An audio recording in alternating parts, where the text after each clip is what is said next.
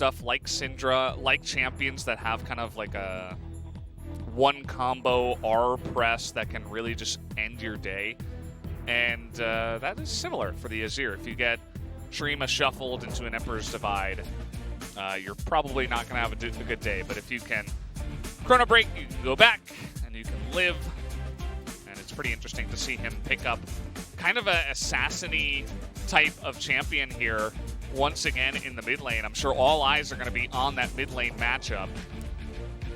Whereas I'm also going to be looking down in this bottom side to see if Teddy and Effort can actually recreate the success they had against T1 in the early game with this combo. They had a Graves that ganked early into the bottom side to help get the summoners away from the enemy Karma Ezreal. But Trundle can do even better than that, a little bit better at the ganks there. But guys, looks like the game is ready to go. Let's hop onto the Rift.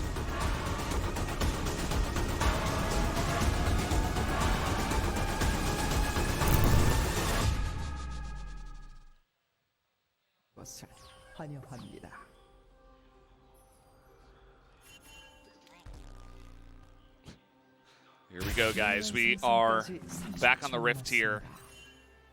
As we'll take a look at some of the rune choices. If we do get a closer look, just looking at the major runes that these guys have taken, doesn't look like anything is too surprising. See the Electrocute from Knight. He's looking for those combos where you can just dash in, auto, Q, and you will be proccing that. A lot of movements, actually, as there's pings going on to Knight going up to the top side. And at the end of the day, they're just going to back away. Looks like LS has returned.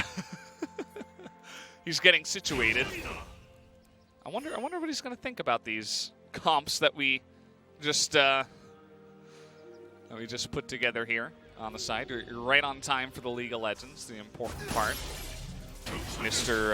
Larry Seinfeld. Okay. How's it going? I'm back. You're back? You feel better? I am, I'm here. Okay. All right. You're present. Yes. We'll say you're present. I remain. All right. Okay. So what do you think? So this draft, I mean, this is definitely interesting. I mean, we do have some exciting stuff going on. I am shaking my head as to why Lee Sin is here. That got auto-locked second pick. Okay, so R2? Esports. Yeah, R2 okay. After the Ezreal. In response to Trundle first pick. So B1 Trundle, R1 Ezreal, R2 Lee Sin. Yes. Okay. And then immediate Yasuo Gragas. Yasuo Gragas, yeah. B2, B3. Okay, great, fantastic. What was R4? R4 must have been, I'm assuming, Braum, right? Or no, the Braum was R3. Oh, okay. And Wukong was R4. Great. Well, we are here. Yeah. Infernal Dragon is going to be the first one of the game. So far, Sylas is starting off a little bit rough. And the dynamic of what's going on here is that Ekko is going to outscale the Azir, but then the Yasuo is actually going to be really effective in the later stages. And the Azir is going to be very effective against all the other champions that isn't Ekko, pretty much. So there's some interesting stuff going on here inside of the draft. Both teams do have scaling components.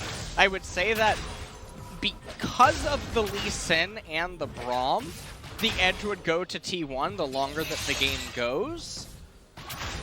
And so that can obviously get a little bit scary also depending on like what dragons can come up, because interestingly enough, Top Esports doesn't even really mind Cloud all that much with Ekko being in there. Yeah, it's going to get ultimates one after the other. It's going to be a pretty fun time. We had Knight go for a back. And actually, Karsa, you were talking about this. Oh! So when you actually bump into a minion like that, if the enemy laner is actually paying attention, he can notice a slight deviation in the minion's pathing and maybe actually deduce that you're there. Typically, this can actually happen a lot in mid lane. When the junglers are pathing from wolves to wraiths very early on, the mid laner can actually notice that some of the minions were interrupted, even if they didn't outright see the enemy jungler, and they can actually ping it out that way. So, unsure if Canna maybe communicated that, but I didn't really see the minions deviate too much from its normal path, but definitely something to point out, as it doesn't get to happen all that often. Yeah.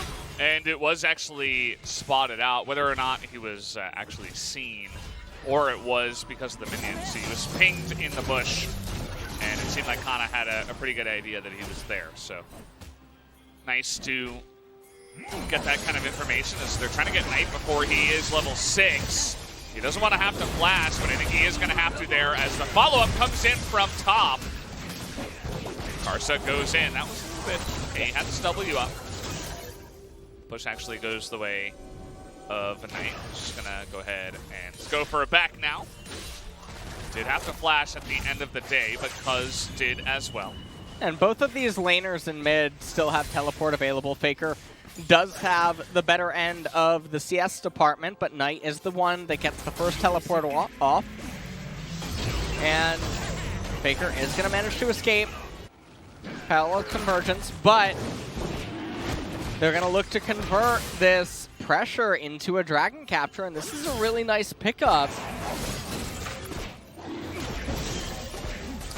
Yeah, it's really early on. I mean, it's pretty much right after 5 minutes. Able to hop on in. Doesn't look like T1 are privy to this at all. And so it will just go down. Next is a cloud, so it'll be ocean or mountain soul in this game. And not too much is really going down. So Ocean would be very exciting, because both of these team compositions with Ocean, it becomes near impossible to fight. Mountain's also very nice, but T1 still has, I guess, ways to fight against Mountain if top Esports gets it. Whereas if T1 gets Mountain, it's pretty much all she wrote. I think so. Yeah. Just the way that I think the team comps will end up colliding in the later stages, but not a whole lot of action happening so far. See, Karsa, he's been trying to make stuff happen. He's going to come down to the bottom side, but immediately just backs. Wearing the FTX Tian skin. Just a little bit of a shout out to his fellow LPL team that is in this tournament with them. Gonna hand over the blue to Faker. There were no early ganks that really went down onto the bottom side by the Trundle, so all summoners available. It's not like the other side. And now we actually have the Braum coming up top side. It's a little bit of a trade here by Canna. Even gonna land the full amount of damage from his Q, so nicely done. It's 369. He's got Karsa nearby, and I think he was just going for the bait. The Q is going to miss as, okay, nearly going to kill 369, but he just barely is not going to go down. And Canna even gets away for now, but he is being chased down. He dodges 2. Can he get away from the Ekko? It looks like probably not. There you go. First blood as 4 members of TES were in the top lane, putting that kill down. Yeah, and so this is going to cost them a little bit. Some minions are being lost in the other lanes, and now Cuzz knows that they are starting the Rift Herald Knight. Meanwhile, going to get some minions as well as a plate up there in top. Teleport was used by 369 in mid. And everyone is grouping for this. Here comes Yasuo. Yeah. And I think that top Esports is just going to end up giving over the leash, but maybe no. And this is going to be very advantageous for T1. They get the pillar down, but look at Karsa. He lands that Q. He's not going to go in for it, though, as Smite comes down. Cuzz collects the Shelly. And not much action, actually, on the back of that. It was just good posturing from the side of T1. Top Esports weren't really able to respond. So it's going to be the only objective for now. That does go their way. Wouldn't mind seeing, you know, a bunch of that gold just dumped into the pockets of Faker. And you keep your mid lane turrets so healthy, too, because it's already so hard against Azir. As here is that play against Canna. Yeah. Almost managed to get the kill onto 369, and had he done so, that would have been pretty phenomenal, especially with how much aggro he drew. Really nice parallel convergence there by Knight at the very end. Oh, double kick. Ooh. That was kind of cool. You don't get to see that all too often, especially not in the LCK. We don't see Lee Sin anymore. Well, well cast there by Teddy. And so far, I mean, Faker and Teddy doing really good in the CS department. Canna struggling a little bit, and also when you consider that 369 also has a call to boot, things do feel a little bit bad. Now, Teddy and Effort probably just want to raise this down to 3 turret plates and then summon the Rift Herald. Karsa is here, but now they know about Faker. Faker unaware that he's on a ward right now, so there's the Rift Herald, and they're getting Teddy really far ahead with this play. All 5 of the turret plates, well, a couple of them are spread between Cuzz and Teddy. And you can just see the gold discrepancy between Ezreal and Yasuo right now in this game. And it looks like T1, they could just give up this Cloud Dragon, and it would be fine. Oh. Faker forcing an ult there. As Knight says, well, you got my dash. I'm just going to back away from this one. But Knight actually gets the better of the trade, and he has more sustain, keep in mind. He's got the corrupting pot ticks. He has Dark Seal as well with 2 stacks, by the way. After picking up the kill, Faker doesn't have any of that. He doesn't have any sustain. As now they're going to look for it. The Ekko ultimate is down, and that is an easy kill. Just straight from the jungle. As Knight maybe a little bit, you know, he got too close to the fire. Thought he'd be able to get out of there with his flash, but didn't end up going for it as the kick comes in, and that's going to be the kill! The solo in front of Cuzz by Karsa. But it looks like he is going to face the same fate. As down he will go as well. And so that will end up paying off more for T1 in the end. As 369 now trying to make his way down here into mid lane on the Wukong. Teddy looking like he was maybe hoping for some sort of an opening, but not going to find it. And just consumes the entire mid wave. As we take a look at how this transpired, Knight, he knows what was coming for the most part, but there was just no real way for him to get out. He doesn't have ult, doesn't have flash, doesn't have any real way to try to escape this. And Faker right here, there's not really much room for him to react to what could happen. I like the fadeaway E. As the Azir is in mid-flight, you cast the E. Gives you that last bit of damage to have him tick down through the red smite.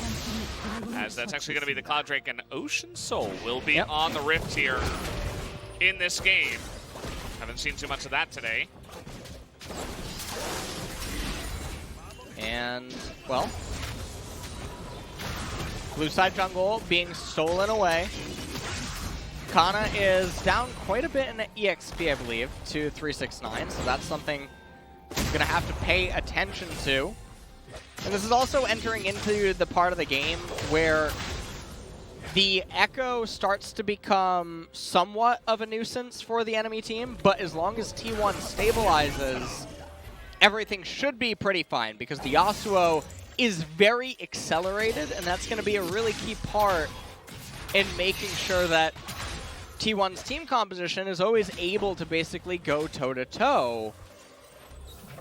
And the fact that they are blue team grants them a lot of luxury, because blue typically has the best options to defensively scale up against Baron threats by the enemy team.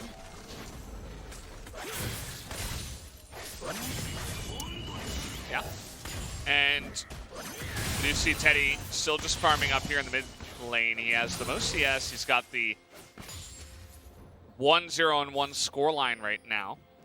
And he's going to be looking to take names once he finishes off that second item here. So we can see. You can see they're even giving him Raptors. They're really just trying to essentially funnel the Yasuo right now. As everybody else is just kind of, you know, safe farming, trying not to die. As Knight here looking to take a bit of a trade.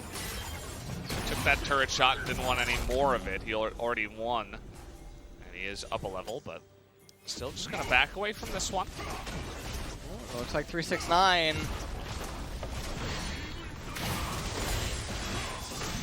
is just going to end up coming up here, clearing out the wave. 3 minutes until Ocean. Looks like everyone is really content to just play ping pong in the lanes as it is. Yeah. Although Karsa is going to come down here and just show his face, essentially. This sparks T1 to ping towards the Rift Herald. It is just a Shirley, but you know, maybe you can try to trade back a turret of your own that is going to be given over to the side of top Esports down here. Especially, you know, I was about to say the mid turret, they ping the mid turret. It would be nice to get a bit of extra damage down onto that important objective. Look at where Effort's got himself. I'm not sure if he saw that one ward that spots him right now. That would be a little bit unfortunate if he didn't know he was seen the whole way into the enemy jungle. Yep.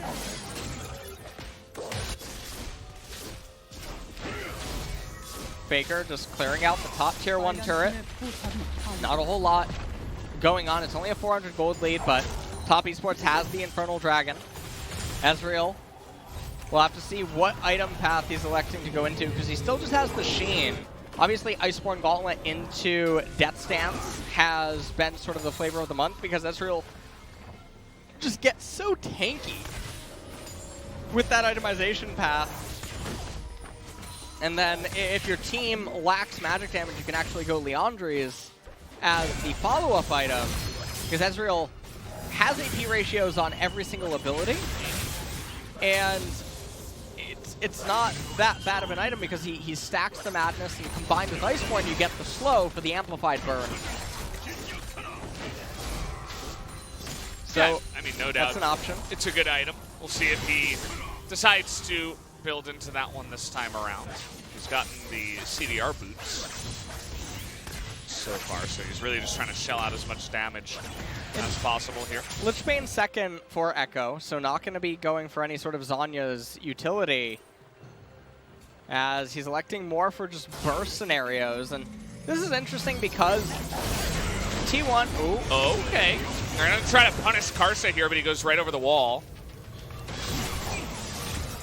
So now Knight is threatening it, just trying to make space for this Ocean Drake that's coming up in 20 seconds.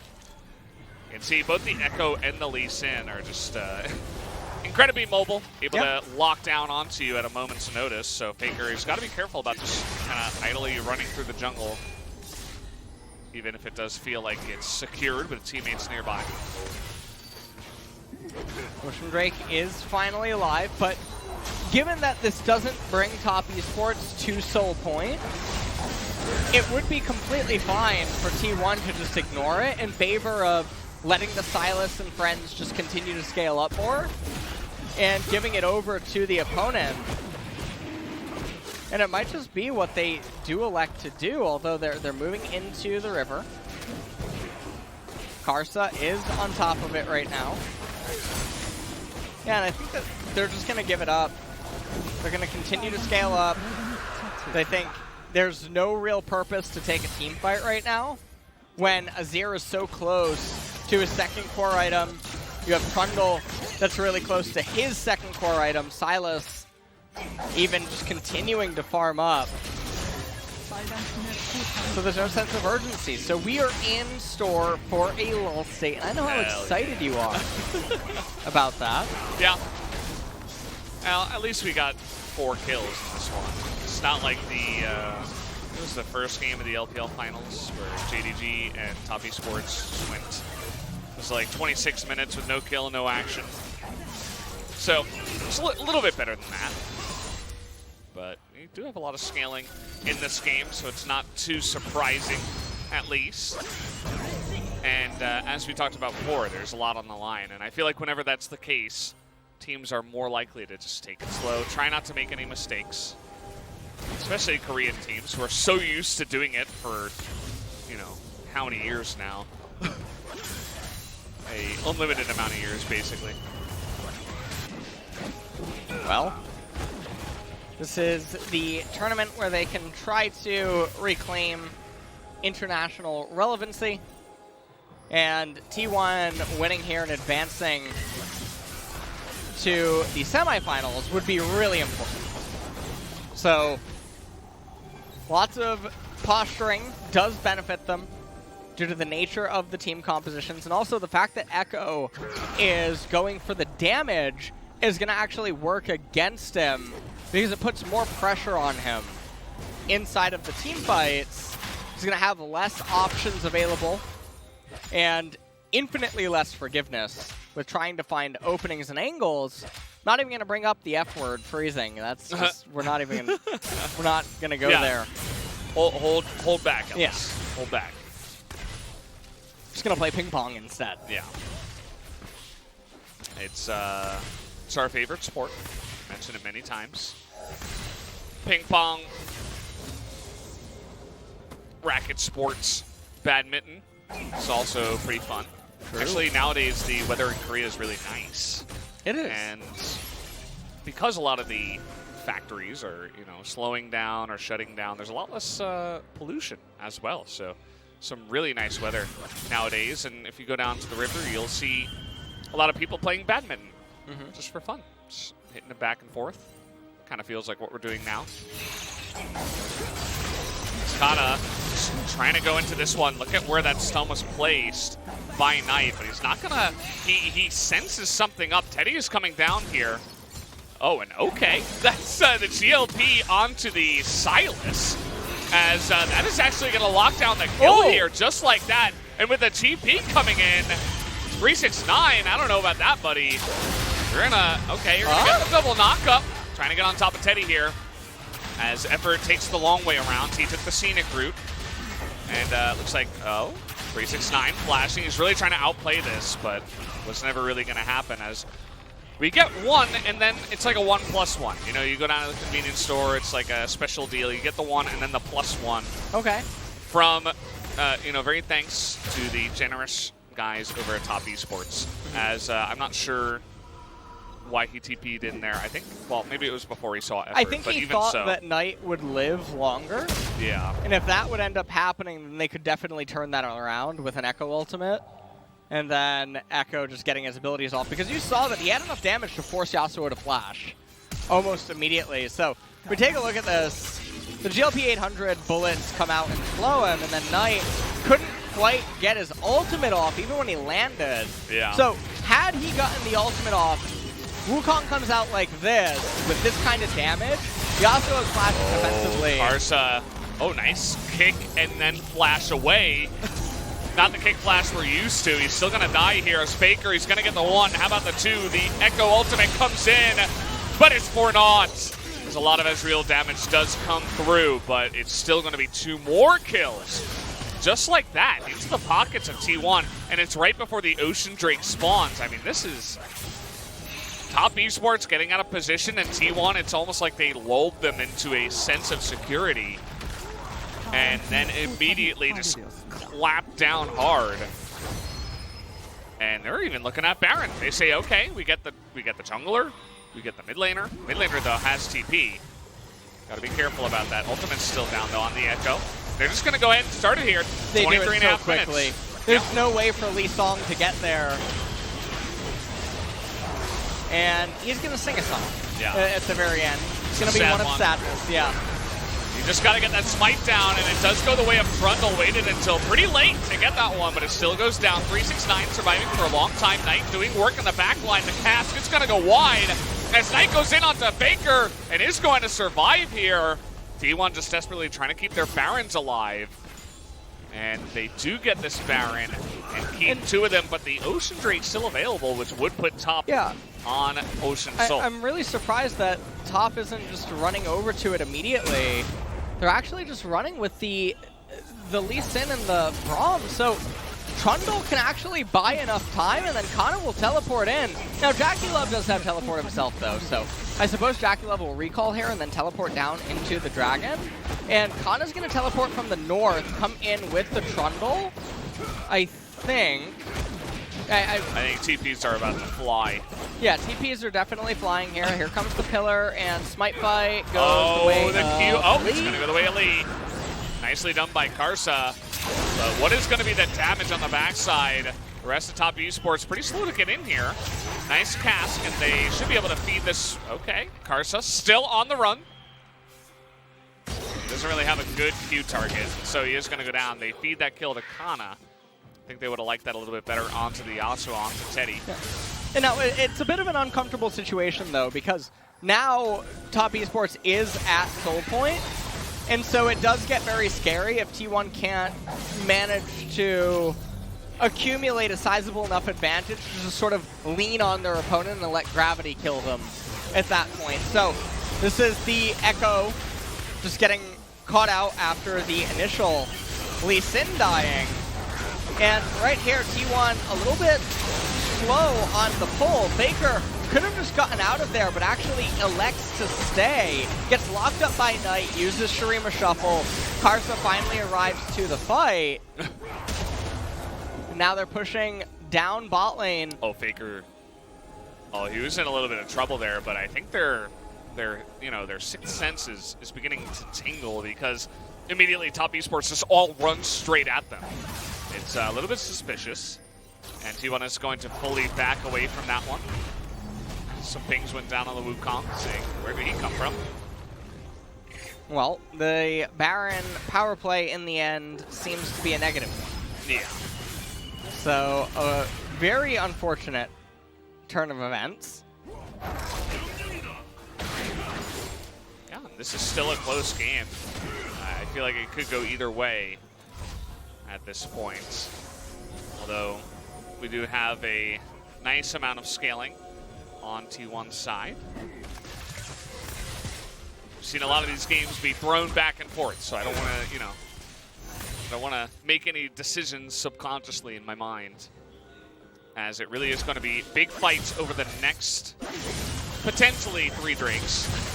Yep. In this game, that's really going to be the focal point in this one. And, well, Top Esports managing to stay alive. Ekko not electing for Zhonya's at all, actually. Just goes the needlessly large Rod. And I guess he's going to try to aim for Death Cap, but that's going to grant him a lot less survivability in the team fights. Now, if you get Ocean Soul, yeah, you just win the game. Congratulations. But definitely a little bit more risky. Bit of an awkward cast there from Efforts. He and Cuzz eating damage on the way out at the same time. As, I mean, both sides have some pretty good wave clear. So at the end of the day, it's not going to be easy to push many of these turrets, even if T1 are looking for small advantages. The Azir turret. And now T1 trying to shove in mid. Doesn't look like they're going to be able to raise that turret. Now Karsa is looking for an opening on Lee Sin here. But interestingly enough, I mean, this is the stuff that we talk about all the time on the broadcast, where Lee requires opponents to make mistakes. And if they don't make mistakes, he ends up looking like a headless horseman. He doesn't know what to really do. They might try to say this is the time. Yeah, I mean, the TPs are coming in there. Faker takes a lot of damage. Knight having to ult out of that one, but here comes 369. Canna to the rescue. Pushing him away, but Effort is going to be the first death here as 369 gets him on the backside. And that is right before this Ocean Drake comes up, but I think there's going to be about 14 seconds, 15 seconds that Effort has to make it back. They're just going to use this little advantage to get the mid tier 1. Maybe even a bit more here in the mid lane. No, they're definitely going to get a little bit more. Now, effort will be up for the Ocean Drake fight. And Knight is certainly going to recall here. Faker's going to have Zanya's. Luden's not yet completed on the Sylas. Not sure how far away he was from it. Knight's Vow going to be the next item, it seems, on Cuzz. Death Stance, Stopwatch available for Teddy in this next team fight. This is definitely going to be dicey now.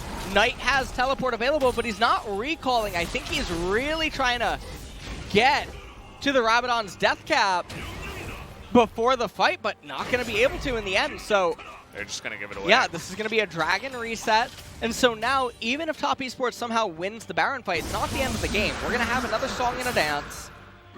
This game should be going at least another 12 minutes. We're looking like a 41-minute finish here. Yeah? You think so? 41 minutes. I'm going to go ahead and one-up you on that one. I think I'm going to go with 48. Okay, why would you do that?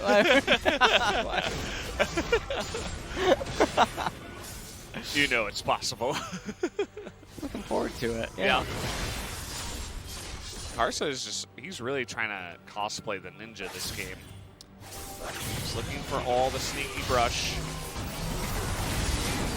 And you can see what the intention was. Lee Sin to go in from behind, find a kick, 369 follows up, and then everything would be pretty much sitting pretty.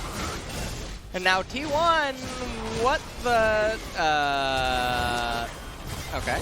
Okay, that's going to be a lot of AoE damage even coming in from the Ezreal. Faker in the pit is just going to get burst down. He trades back, though, onto the jungler, which is huge. Knight going to get exhausted, and a 3-man knockup, I believe, from the Sylas stolen Wukong ultimate. But still, the damage advantage is going to go the way of Top Esports, but importantly, Cuzz does survive. Effort still on the run. He is going to get away. And with Smite available and no jungler on the side of Top Esports. Things definitely get scary. Cuzz is regioning a lot of HP as well. And Top Esports are getting quite low. You can see Teddy trying to get vision. They had the Scryer's Bloom there. Teddy trying to get in there and go 1v4. Well, he's got a stopwatch. It's a good item, but it's not that good. And that's going to be, should be the Baron here going their way. I don't think Cuzz is going to flash in just yet. The TP's now coming in. Effort goes down. And Faker can't do it alone. The Baron will be Top Esports' at the end. And you can see the look on Teddy's face as the camera pans to him. Feels like he thinks it might be over. This Baron leads exactly into the Ocean Soul for Top Esports, and that's obviously really scary if you're T1. Why on earth were you starting the Baron is completely beyond me. Faker never gets to Zanya's, doesn't get to flash or anything. Really unfortunate, and you just have to wonder what is going through their minds trying to start it. Because the onus isn't on them to really start it at this point in the game. Teddy tries to go for a hero play, takes the Baron Nashor knockup, but he was debated.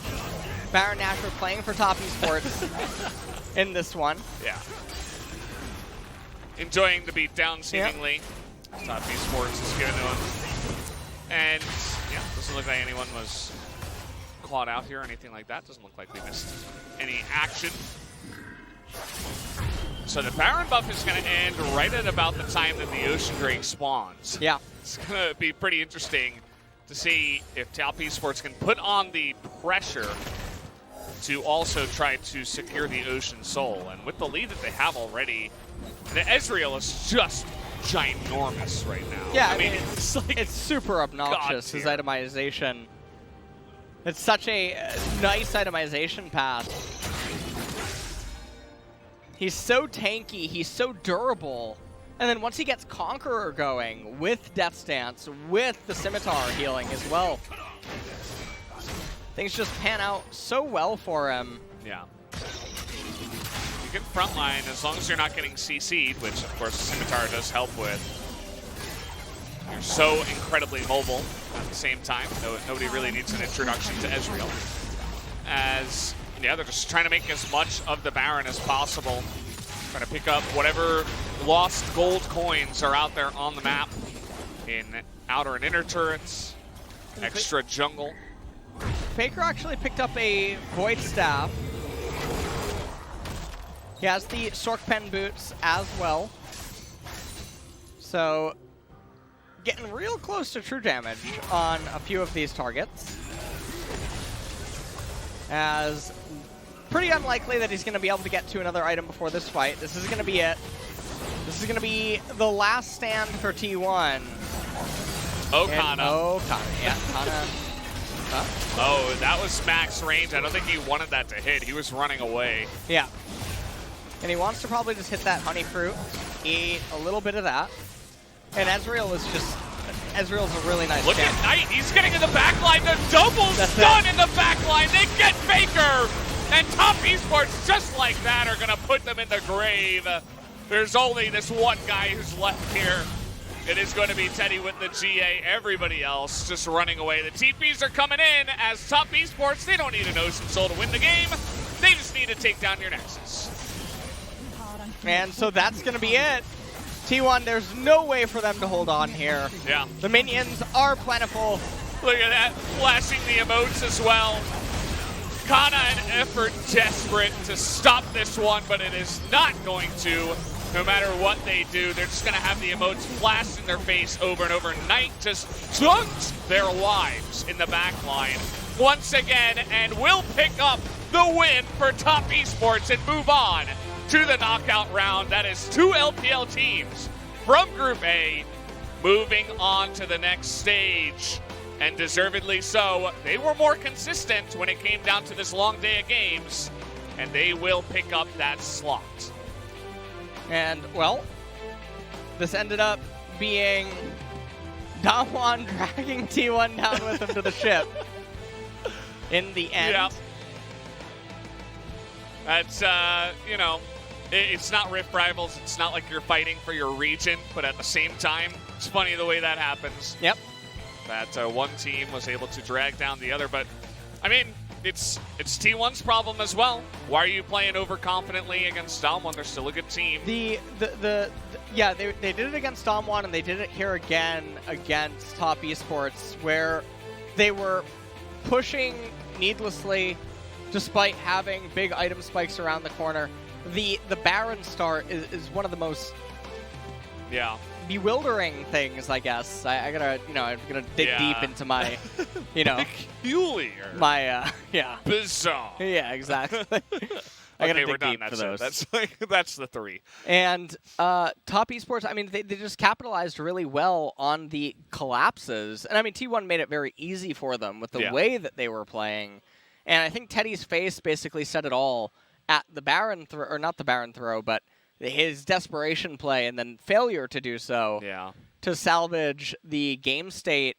And then also, there was a couple of those fights where Faker on Azir just couldn't do anything. He got deleted before being able to add any influence. So, very bizarre. Obviously, Canna just not really having a great day here today. Yeah. Pretty much all around. A couple of Sylas games again. Yeah, the Sylas is... What do you think about GLP Sylas? Well, wasn't your thing? Maybe you forgot your holy water. I certainly did. That's probably why I'll bring it tomorrow, for sure. And, I mean, there were some moments here where you're like, hey, I mean, Baker's fed. You got T1. There were absolutely. Two double kills in a row. They conducted the team comp in a way that they shouldn't have to. They're constantly starting the objectives first or posturing first when they can utilize Azir's range to force the enemy's hand. I mean, we saw how useless Lee Sin was throughout basically all stages of the game, because he can't ever really find openings. Like, even in a moment like this, it's so difficult for him to do anything. And if you just constantly keep positioning with Azir and playing front to back, then things get successful. But when you allow the enemy to consistently keep flanking you, when you start the objectives first, I mean, you're just asking to get clown bombed. And that's exactly what just ended up happening. And the repositioning and mobility of Ezreal and Ekko is not to be understated. Yeah, I mean, those two together, and this is part of why top esports are having a lot of success now. You know, it's not only Knight, they have, again, JackeyLove in the back line just going, you know, perfect KDA with this really obnoxious Ezreal build. It's, you know, they are a great team, and they absolutely deserve this win. I feel like if I had to give, you know, player of the day to one player, I would absolutely have to give it to Knight. I think he was able to solo carry multiple times, and he just looked really on point, more so than any other player, more consistent than any other player. And so I'm really happy that they do make it into the next day, and I just can't wait to see what else he's going to pull out. As, yep, the damage was pretty obnoxious towards the end. The two of them, bigger than anything, even Faker, on the side of T1. So in 35 minutes, we were both wrong, as T1 decided, you know, that it was getting a little bit late, so they're like, maybe we'll just do Baron. Makes sense. Maybe we'll just, we died. Yeah, that's unfortunate. This was a very unique kind of day. Yeah. 6 games in a row, 3-minute breaks. It felt like a speed run. My voice is gone. Yeah. Almost. I can feel it. Well, you have 1 day break, and then you'll be back. Thank you. Great. So that's at least longer than the 3-minute breaks there. So true. Yes. And this is interesting too. I mean, this is setting a narrative now for the tournament. I mean, first group, 2 LPL teams get out. A lot of people were saying, oh no, even myself, I'm like, oh, T1's the favorite by far. They're going to make it through. They're probably going to win the entire thing. Even the LPL casters thought pretty much the same, yeah, that T1 would escape in first. And had they won this, they would have, because of the tiebreaker. Yeah. So it's kind of funny the way that goes. Best of ones are an interesting beast. And tomorrow, obviously, we'll see Genji and DRX, who I think both are better than Damwon. Yes. But we'll see. But we're going to pass it over to the player of the game interview. We're looking at the POG first, I think. Yeah. Yeah. Oh. It's Knight. It's going to be Knight. Yeah, you could say that, hey, probably, you know, JackeyLove might be in the talks for it. He had a very absolutely pristine game of Ezreal. Definitely deserves to be mentioned, but Knight was kind of the one doing the game-changing plays over and over and over. He is a playmaker, more so than anyone really here at the LCK. Managed to find a lot of openings that T1 provided for him. Very quick to capitalize on it. And it's nice to see him playing. Look at this play. Especially against the LCK mid laners. And this was just really good as well. Finds an opening, completely eviscerates Faker. And these are the kind of angled fights that it's just going to be really hard for T1 to reliably take. So they end up losing here. And I can already...